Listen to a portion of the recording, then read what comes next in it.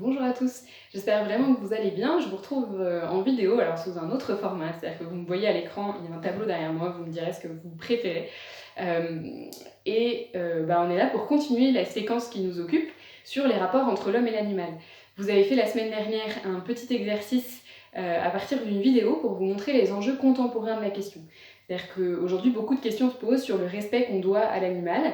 Est-ce qu'il faut être vegan? Comment est-ce qu'il faut traiter les animaux dans les abattoirs, dans les élevages, etc. Mais en fait, l'esprit du programme, c'est de vous faire comprendre que cette question du rapport entre l'homme et l'animal, elle date pas d'aujourd'hui, elle date d'il y a très longtemps.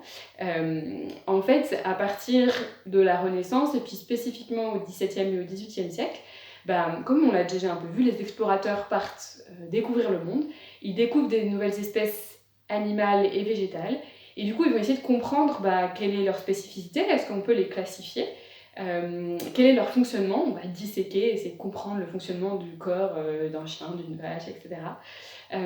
Et du coup, la question de la différence entre l'homme et l'animal, elle se posait évidemment déjà à une époque bien plus ancienne.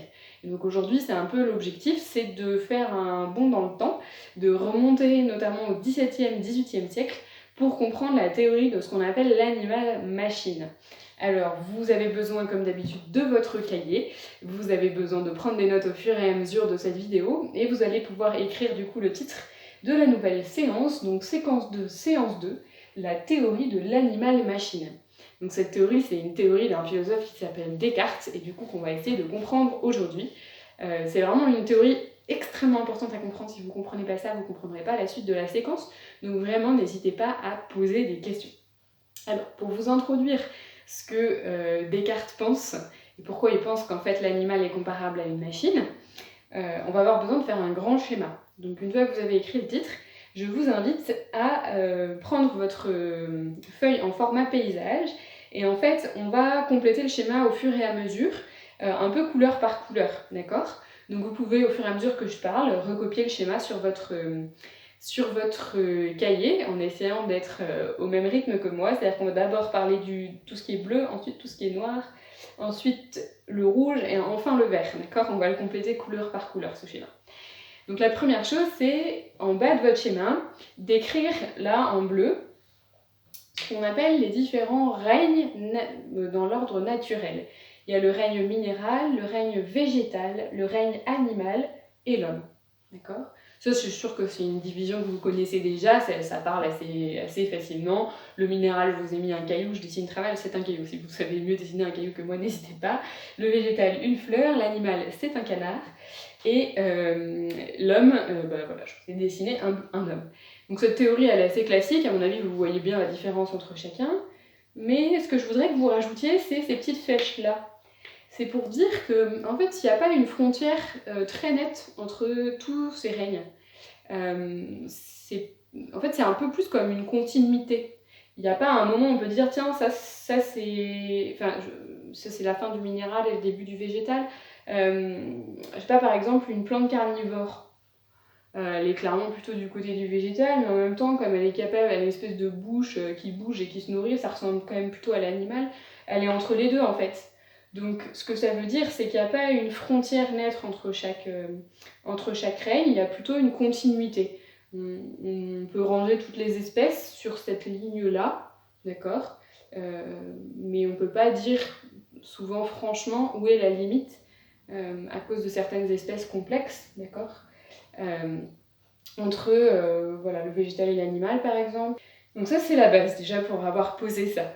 Ok? Alors ensuite, ce qu'il faut voir, c'est que donc du coup, nos explorateurs, là, à l'époque des grandes explorations, ils découvrent plein d'espèces végétales et plein d'espèces animales. D'accord? Et ils essayent de comprendre leur spécificité. Okay. Et la base, déjà, c'est que tout le monde est à peu près d'accord pour dire que dans chaque règne, il y a une dimension matérielle. Donc, voilà. Maintenant, vous pouvez recopier tout ce qui est en noir sur le schéma. C'est-à-dire qu'un minéral, il est composé de matière. Hein. Un caillou, c'est de la matière, ça c'est simple. Un végétal aussi, il est composé de matière. Simplement, ce sont des molécules beaucoup plus complexes. Hein. Les molécules, chimiques en biologie sont beaucoup plus longues et compliquées, d'accord? Vous avez peut-être déjà vu ça en bio déjà. Ensuite, l'animal, il a aussi une dimension matérielle, c'est son corps. Hein. Et moi aussi, nous les êtres humains, on a une dimension matérielle, c'est notre corps, hein, on a une dimension matérielle. Ça, tout le monde est d'accord, ça c'est un point commun entre tous les êtres qui existent dans la nature, c'est qu'on a tous une dimension matérielle. La question qui va se poser, c'est quelle est la spécificité?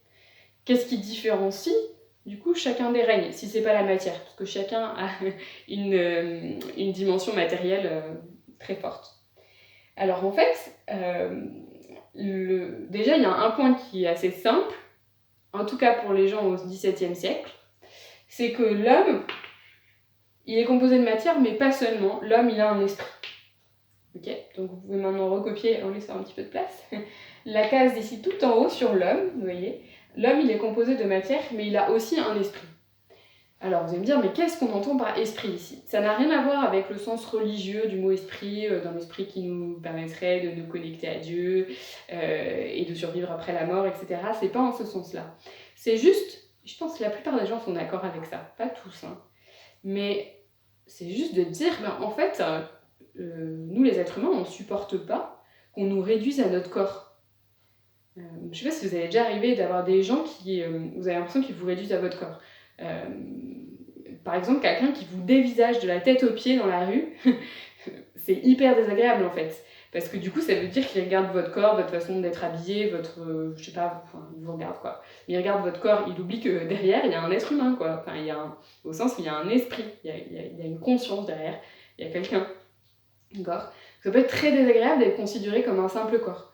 Ça peut arriver malheureusement aussi dans le domaine médical, un médecin qui est pressé, qui n'a pas le temps, etc. En fait, il s'occupe du symptôme, donc il s'occupe du corps et il ne s'occupe pas de la personne qui peut avoir des émotions, des ressentis, des réflexions, des doutes, même qui peut être opposé au traitement qu'on va lui imposer. Donc ça peut arriver aussi chez certains médecins, surtout quand ils sont fatigués et qu'ils ont plein de choses à faire et on les comprend bien. Mais c'est juste des petits exemples pour vous faire comprendre, en fait, nous, on ne supporte pas qu'on nous réduise à notre corps. Les êtres humains, on considère qu'on a un esprit en plus, et donc ça, déjà, ça permet de mettre une différence assez simple entre le minéral et l'homme. Okay.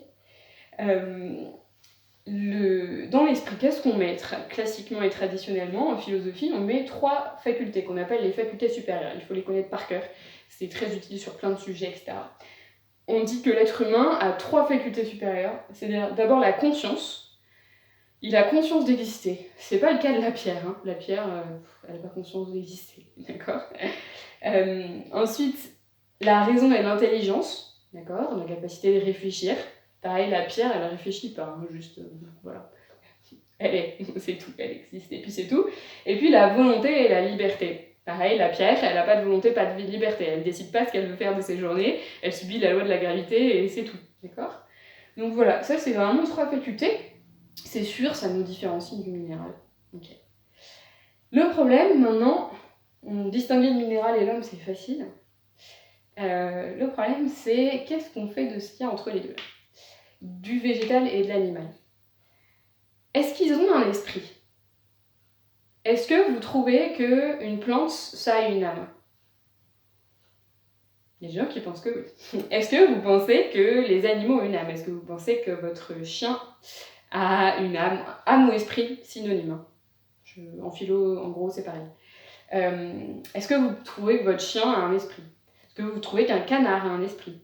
Est-ce que vous trouvez qu'une huître a un esprit? Est-ce que vous trouvez que... Enfin, vous voyez, je sais pas, il faudrait un animal, un escargot, une limace, une araignée. Est-ce que ça a un esprit? Est-ce que ça a conscience d'exister? Est-ce que c'est capable de réfléchir? Est-ce que ça a une volonté ou une liberté? C'est une bonne question. Hein.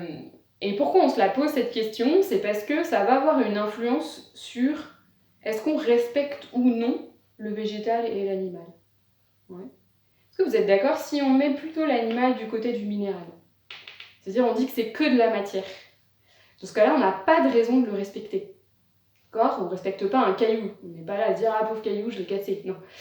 Donc, si on met l'animal du côté minéral, c'est-à-dire il n'a pas d'esprit, et bien dans ce cas-là, on ne va pas le respecter. Et donc, on va abattoir ignoble, on va manger de la viande sans s'en soucier, on va torturer les animaux, etc. D'accord? De l'autre côté, si on met plutôt l'animal du côté de l'homme, c'est-à-dire l'animal aussi a un esprit, bah, dans ce cas-là, on va plutôt le respecter dans ce cas-là. Si l'animal a un esprit, il est évident que on va le respecter un peu comme l'homme. Okay. Donc c'est pour ça qu'on va se préoccuper de ça aujourd'hui en fait. C'est pour répondre à la question qu'on a posée dans la dernière séance, c'est de savoir comment est-ce qu'on doit respecter l'animal? Est-ce qu'on doit le respecter comme une pierre ou comme un homme? Ou peut-être entre les deux? Pas tout à fait comme un homme, mais pas tout à fait comme une pierre non plus. Vous voyez? Donc, c'est pour ça qu'on va s'occuper maintenant de tout ce qui est en vert dans le schéma et que du coup je vais vous inviter à recopier. Alors, la première chose que vous allez recopier, là, c'est ces cases-là. C'est 3 fois la même. Hein.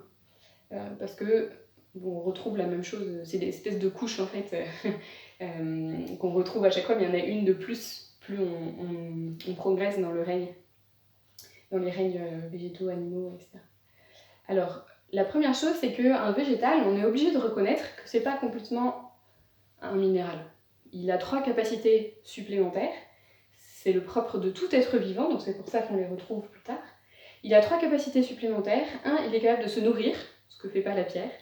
2, il est capable de se réparer, c'est-à-dire que si vous cassez une pierre, c'est fini. Voilà. Si un arbre ou un végétal, enfin voilà, ou ensuite un animal ou un être humain tombe malade, il a une certaine capacité à se réparer.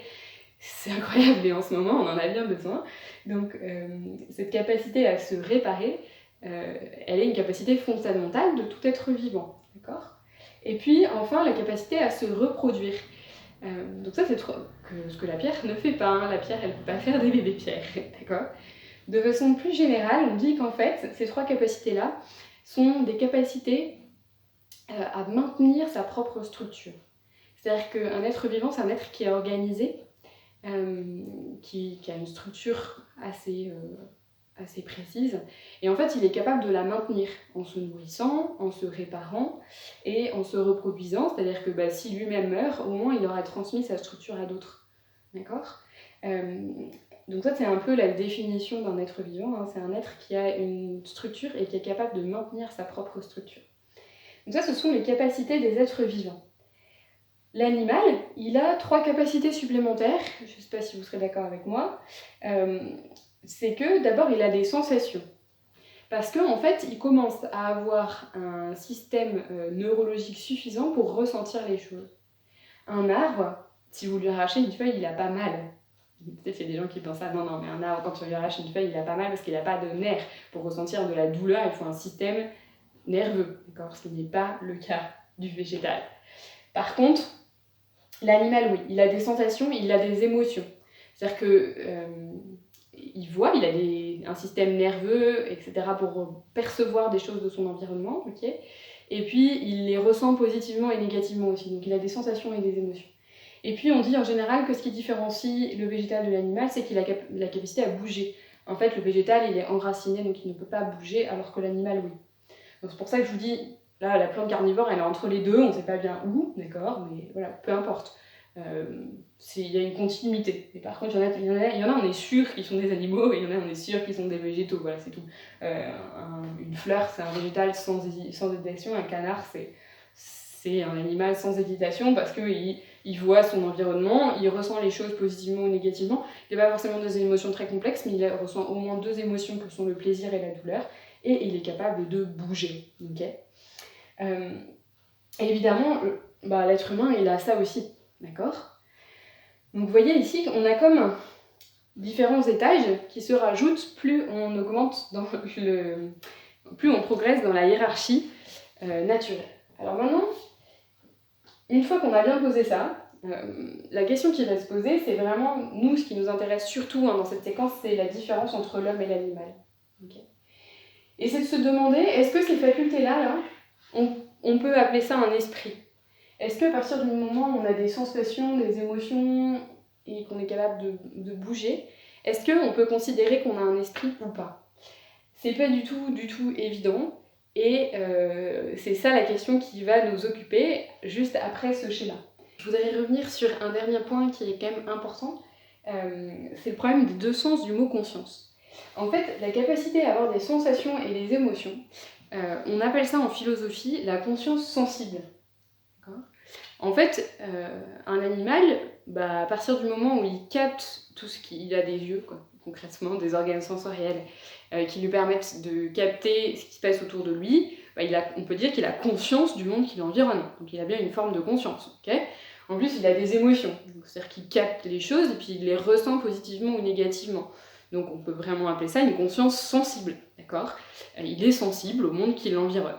Donc ça, c'est un premier sens du mot conscience. Mais le sens du mot conscience là-haut, dans esprit, il est très différent. Le sens du mot conscience dans l'esprit selon Descartes, ça désigne deux choses. D'abord la conscience de soi et ensuite la conscience morale, ce qui n'est pas tout à fait la même chose. La conscience sensible, vous avez vu, c'est la conscience du monde extérieur. C'est-à-dire que l'animal, le canard, il a les yeux, il capte le monde extérieur, il y a des trucs qu'il ressent positivement et négativement. Mais est-ce qu'il a conscience de lui-même? Est-ce qu'il a conscience d'exister? Il y a un test assez simple pour le savoir, c'est le test du miroir. En fait, on met des animaux devant un miroir et on essaye de tester par différents moyens s'ils se reconnaissent ou non dans le miroir. En fait, il y a très peu d'animaux qui passent le test du miroir. Donc, ces quelques animaux-là, ils sont vraiment à la frontière entre homme et animal. Par exemple, un éléphant, si on le met devant un miroir, au début, il ne comprend pas trop. Mais en fait, au bout d'un moment, il se reconnaît. Et à quoi on le voit, c'est qu'en fait, on met une tache sur le front de l'éléphant. Et au début, il ne comprend pas trop, donc en fait, il voit que c'est bizarre la tache, donc il efface la tache sur le miroir, en fait, sur l'éléphant qui est dans le miroir. Puis au bout d'un moment, il comprend que c'est lui, et dans ce cas-là, il va s'effacer la tache sur lui. Donc, ça veut dire qu'il a conscience de lui-même, en fait. Il se reconnaît, donc il a conscience d'exister, il a conscience de son propre corps, etc. Mais en fait, il y a très peu d'animaux qui passent ce test-là. Un chien, par exemple, ça ne se reconnaît pas dans le miroir. Donc il n'a pas vraiment conscience de lui. Okay. Donc la conscience de soi, c'est quelque chose de très spécifique. Et notamment, une des questions qu'on va se poser, c'est est-ce que quand un animal a mal, donc il ressent une émotion, ça c'est sa conscience sensible, est-ce qu'il a conscience d'avoir mal? Ça fait intervenir la conscience de soi. D'accord? Nous, quand on a mal, on a tout de suite conscience d'avoir mal. Quand on a faim, on a conscience d'avoir faim. Quand ça nous gratte quelque part, on a conscience que ça nous gratte quelque part. La conscience de soi, elle accompagne toutes nos sensations et toutes nos émotions. Tout ce qui nous arrive, on a conscience que ça nous arrive. Et en fait, Descartes, lui, il prétend que non. Il prétend que les animaux, ils ont des sensations et des émotions, mais ils n'ont pas conscience de les avoir. Donc ils ont mal, mais ils n'ont pas conscience d'avoir mal. Donc ils n'ont pas vraiment mal en fait, enfin ils ont un peu mal, mais pas vraiment. Parce que si vous avez mal sans avoir conscience d'avoir mal, ça vous affecte pas vraiment quoi. C'est comme si c'était juste une réaction de votre corps, mais que vous êtes comme endormi, vous vous en rendez pas compte. Vous voyez, donc ça c'est la conscience de soi. Et la conscience morale, c'est la capacité à distinguer le bien du mal. C'est encore autre chose. Ça, vous voyez, c'est avoir quelqu'un qui a une conscience et quelqu'un qui essaye de bien agir dans sa vie parce qu'il sait distinguer le bien du mal. La conscience morale, c'est cette petite voix dans votre tête qui vous dit c'est pas bien ce que tu as fait. Hein. C'est une petite voix qui nous culpabilise, mais aussi qui nous guide sur le bon chemin. Quoi. C'est un peu comme le petit ange dans votre tête qui vous rappelle ce qu'il faut faire. D'accord ? Donc ça, c'est ça la conscience morale. Ok ? Alors, une fois qu'on a tout ça en place, si vous avez bien compris ces différentes distinctions, on va noter quelques points importants que j'ai dit au fur et à mesure, mais je voudrais qu'ils soient écrits dans le cahier. La première chose, c'est que vous notiez que, donc vous allez faire, vous pouvez écrire en dessous bilan du schéma, un truc comme ça. Bilan du schéma, 2 points, premier tiret. Les 3 capacités propres aux êtres vivants sont la capacité à se nourrir, à se réparer et se reproduire. Okay. Ces capacités sont partagées par le végétal, l'animal et l'homme. Et vous allez aussi noter que ces capacités permettent de donner une définition d'un être vivant. En fait, un être vivant, c'est un être qui possède une structure, qui est structurée, et qui est capable de maintenir sa structure dans le temps. Okay. Ça, je l'avais expliqué, mais c'est important de bien le renoter. Vous notez que ces 3 capacités sont propres à tous les êtres vivants, et que, donc végétal, animal plus homme, et que elles permettent de donner une définition d'un être vivant comme étant un être qui a une structure et qui est capable de maintenir sa structure au cours du temps. Okay. La deuxième chose qu'il faut noter, c'est la différence entre conscience sensible, conscience de soi et conscience morale, d'accord? Donc vous allez noter que la conscience sensible, c'est la conscience du monde extérieur et les émotions, d'accord? Et qu'elle est clairement possédée par les animaux, ça fait pas trop de doute, ok? Elle suppose en fait des organes sensoriels et un système nerveux. Et puis, ensuite, vous allez noter que la conscience de soi, ça c'est la capacité à savoir qu'on existe et à avoir conscience de tout ce qui se produit en nous. Vous allez noter que la conscience de soi, on peut la tester par le test du miroir. Voilà, vous allez noter enfin que la conscience morale, c'est la capacité à distinguer le bien et du mal. Alors l'objectif maintenant, c'est de comprendre la théorie de Descartes, mais aussi celle de ses opposants. La théorie de Descartes, elle est bien résumée dans le schéma, c'est que Descartes va considérer que l'homme est supérieur à l'animal, que l'animal est comparable à une machine, parce qu'il n'a pas d'esprit, d'accord, et que l'homme est supérieur à l'animal parce que lui seul a un esprit. Comparable à une machine. Pourquoi Descartes dit ça? Il dit ça parce que on commence à avoir à son époque ce qu'on appelle les premiers automates. Pas des robots très sophistiqués. En gros, c'est une espèce de pantin où quand on tourne une espèce de manivelle, je sais pas si vous avez déjà eu des petites voitures comme ça où on tourne une espèce de clé et du coup après elles avancent. Bon, en gros, c'est ça. On tourne une espèce de manivelle et du coup les pantins bougent, d'accord? Et du coup, Descartes se dit, un animal, c'est juste un automate, donc un robot sophistiqué. C'est-à-dire que certes, il a plein de facultés, mais toutes ces facultés-là s'expliquent par la complexité de son corps. C'est-à-dire qu'il a un corps qui est beaucoup plus complexe que la structure d'une pierre. C'est hyper complexe, le corps d'un animal. Et en fait, pour lui, ce corps-là fonctionne exactement comme une machine. Il n'y a pas besoin de supposer que l'animal a une conscience, une raison ou une volonté, en fait. L'animal, il a des sensations, ouais, mais un robot aussi, ça a des capteurs. Il a des émotions, ouais, mais ça, un robot, on pourrait le programmer pour crier à chaque fois qu'il a mal. Est-ce que ça veut dire qu'il a vraiment mal? Tant qu'il n'a pas conscience d'avoir mal, il n'a pas mal. C'est douloureux, enfin je veux dire, ça le détruit de lui couper un bras à un robot ou couper l'aile d'un canard, mais tant qu'il n'en a pas conscience, voilà. Et le mouvement, pareil, alors un robot ça bouge, mais ça bouge selon un programme. C'est ce qui distingue le mouvement de la volonté, d'accord? Bouger, ça veut pas forcément dire bouger librement. C'est bizarre la théorie de Descartes. Hein. Descartes nous dit les animaux, ils ont des sensations, des émotions, des mouvements, mais ils n'ont pas de conscience, ils ne réfléchissent pas et ils n'ont pas de volonté. Ce qui est quand même... En fait, ils réagissent par instinct, si vous voulez. Ils réagissent selon le programme de leur ADN, de ce qu'ils voient, des stimulus, comme un robot, en fait, on dirait aujourd'hui. Lui, il dit une machine ou un automate, mais c'est ça l'idée. D'accord ?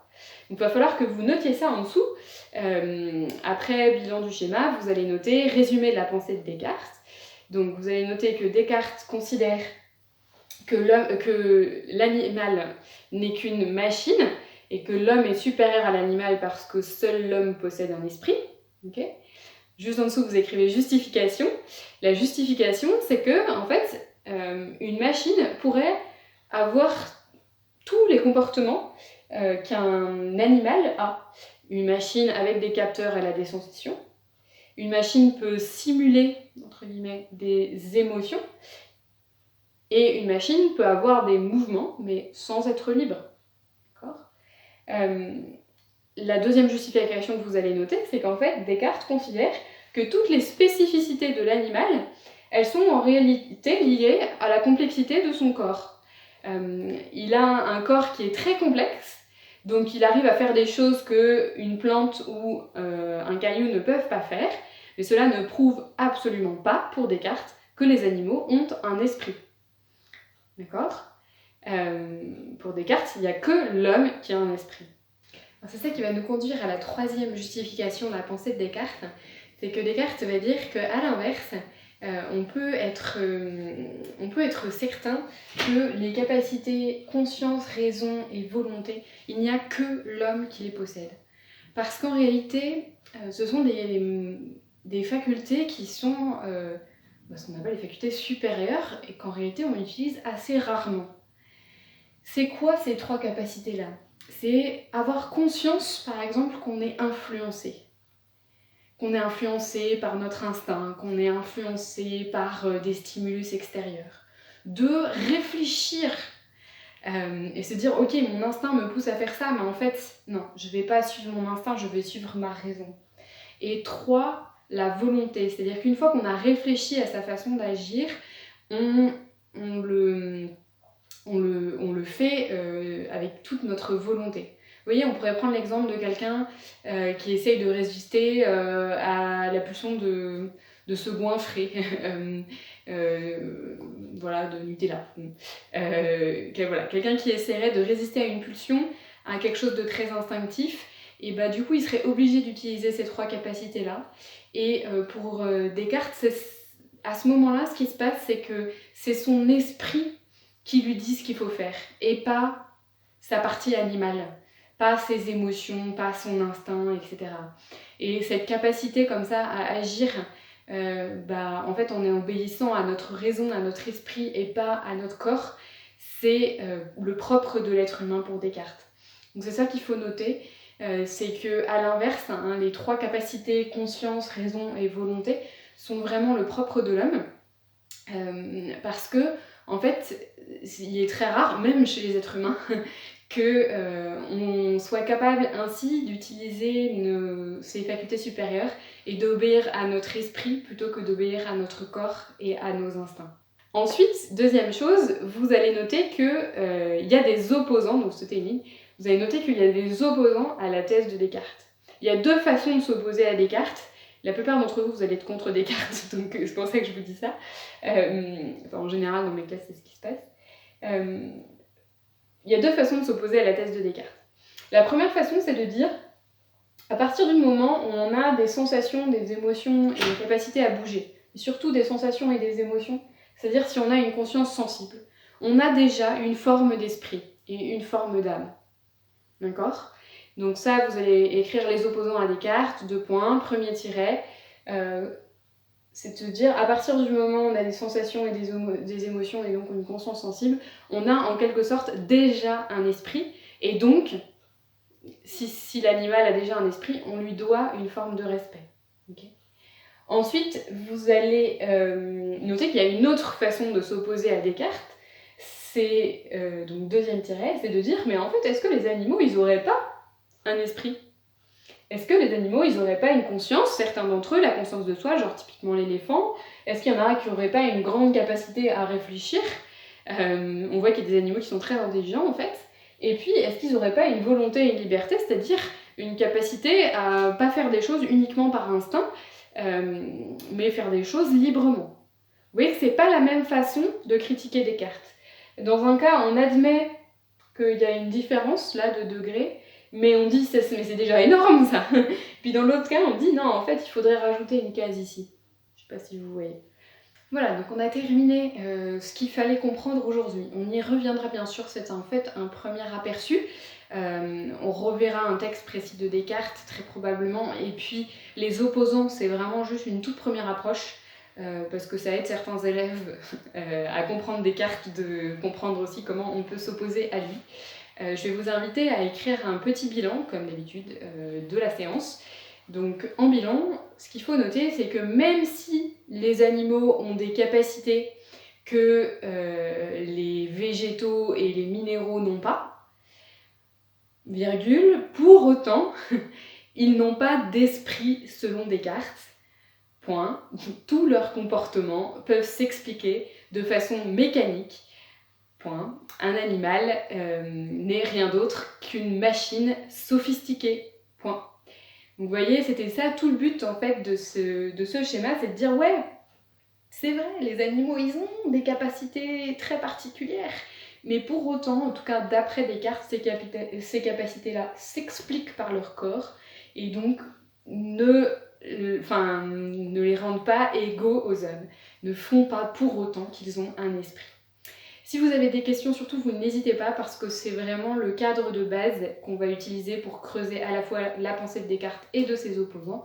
Et voilà, moi je vous souhaite une bonne semaine, bon courage pour votre travail. Au revoir.